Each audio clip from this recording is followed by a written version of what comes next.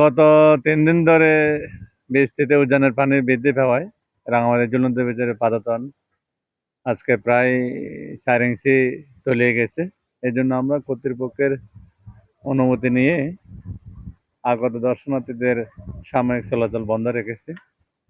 আশা রাখি শীঘ্রই আবার পানি সরিয়ে গিয়ে আমরা দর্শনার্থীদের খুলে দিতে পারবো বলে।